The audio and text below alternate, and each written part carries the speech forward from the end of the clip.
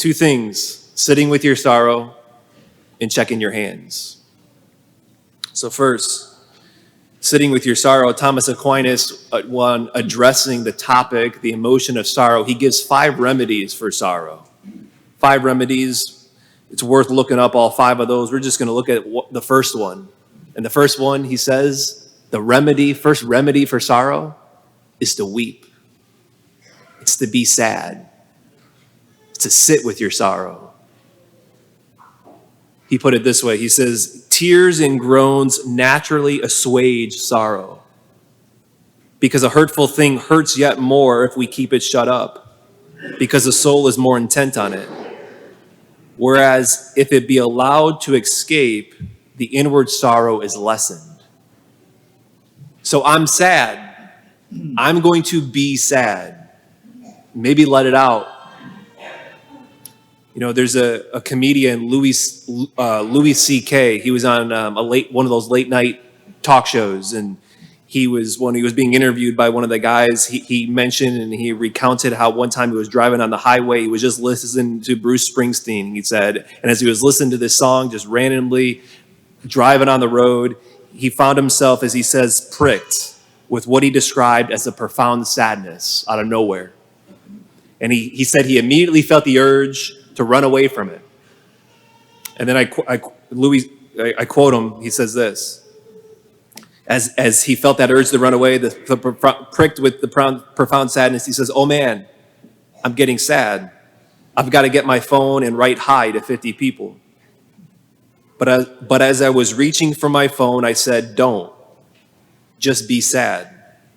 Stand in the way of sadness and let it hit you like a truck. And I pulled over on the road and I cried. And it was beautiful.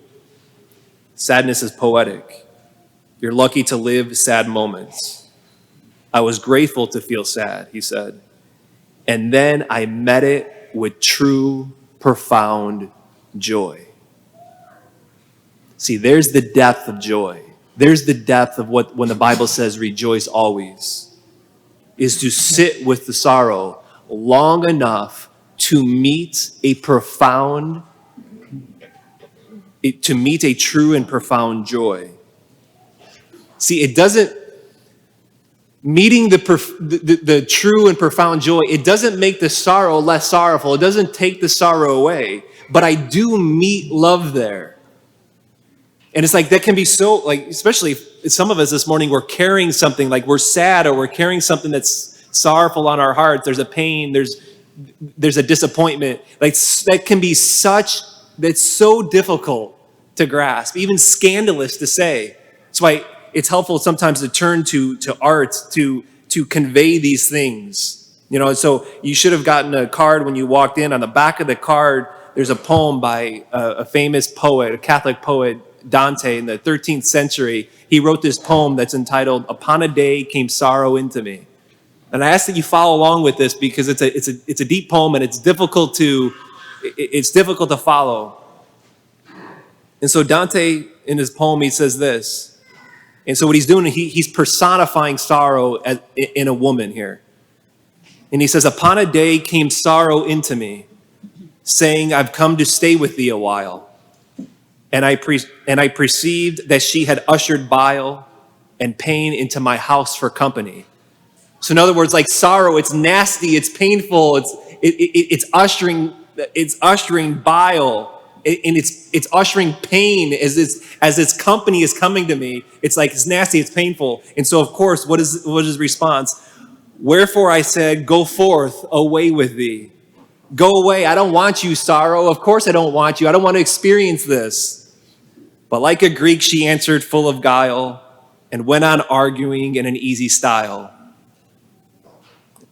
Then looking, in other words, sitting with the sorrow. Then looking, I saw love come silently. And then he personifies the love that comes into this as this man, habited in black raiment, smooth and new, having a black hat set upon his hair. And certainly the tears he shed were true. So in other words, the love that came, the sadness didn't lessen. The sorrow didn't go away. The love itself that's come is crying. So I asked thee, what ails thee, trifler? Answering, he said, a sorrow to be gone through.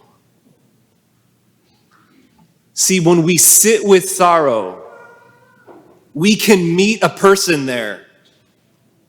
What does the Bible say? What's the first reading? The prophet Isaiah, in this time of waiting right now, of Advent before Christmas, awaiting the Lord's coming, Isaiah says, there's going to be someone that comes that's going to heal the brokenhearted. Someone's going to come that sets captives free. There's someone that's going to come that's going to release prisoners. See, sorrow is real. It's powerful. We're to feel sorrow and to sit with it, but we're not to be imprisoned by it. Can you meet a person in the sorrow is the question. Do you sit with your sorrow? Do I? Do you sit with your sadness long enough to have love come? To meet a person? You know, our current Pope, Pope Francis, and the two previous popes, Pope Benedict and John Paul, they all seem to be very attuned to they seem to be very attuned to the sorrow in the world. They all wrote and spoke a lot about the sorrow, especially the sorrow of the youth. Pope Francis says this as it relates to sorrow and sitting with the sorrow and reading the sorrow. He says, and I think he was speaking specifically to youth here, but of course this is for all of us, but maybe especially for youth that are here to hear this. Because study after studies does show the sorrow and the sadness that maybe is increasingly so for the youth today. Hear Pope Francis. It is important to learn how to read sadness, to read it. We all know what sadness is, all of us do, but do we know how to interpret it?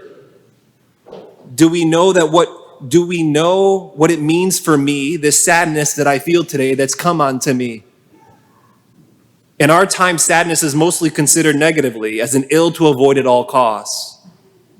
But instead, it can be an indispensable alarm bell for life, inviting us to explore richer and more fertile landscapes that transience and escapism do not permit. Earlier this week, I was at a daily mass homily. I shared that I haven't been on Twitter in like 4 or 5 months. That's like a new record for me, right? But I have found YouTube Shorts in all its power. And a few weeks ago, I noticed as on YouTube Shorts, and we know YouTube Shorts, it can be endless. And I just noticed that I was sad. And I tell myself, well, the content is good, right? Like the algorithm that YouTube has found, like the stuff I'm getting, it's good content. Okay, but how about I allow myself to be sad and to sit with my sorrow, to see if maybe it's an alarm bell inviting me to explore richer and more fertile landscapes.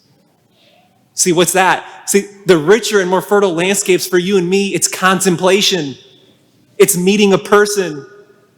It's kind of enduring the guile and the bile and the pain of the company of the sorrow so as to wait patiently for love to come on in, for a person to come walk on in, and to meet through contemplation, to meet a person there and then to make an act of faith. Of which transience and escapism, the transience of moving one thing, of being quick, or the escapism, the YouTube Shorts, or the shopping, you name what it is for you. Jesus is in the sorrow, waiting to meet us. Which brings us lastly, and I'll close with this.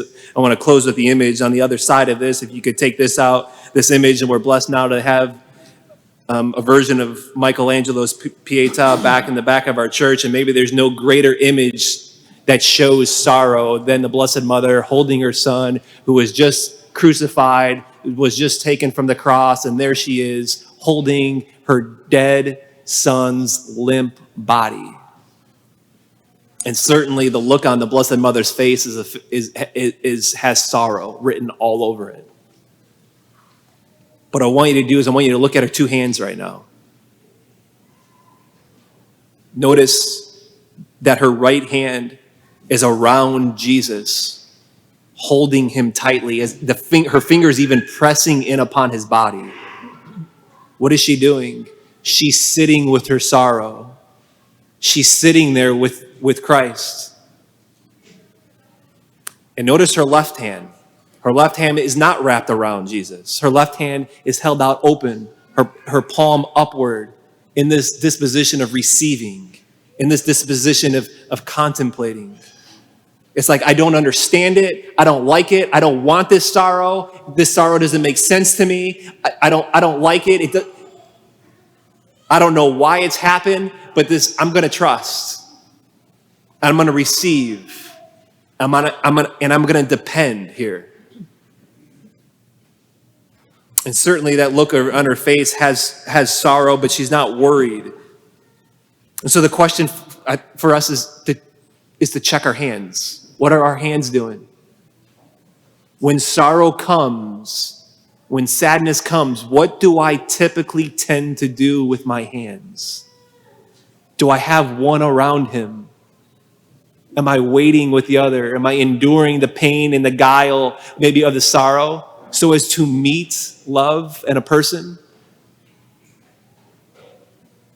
Because it doesn't matter who it is in this church this morning, whether it's up here in the sanctuary or in the pews, we know sorrow well, and there's things right now, or if not now, sorrow will come tomorrow, tonight, next week, in the middle of a Christmas celebration.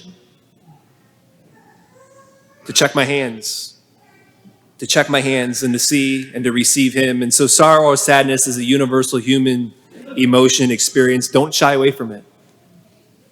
Don't try to just get rid of it. Sit with it. Let sorrow hit you like a truck. Let your sadness hit you like a truck tonight, or maybe tomorrow. And then read the sorrow. Wait for love to come on in and meet a person. Then truly, as we wait for the Lord's coming, we can indeed rejoice always.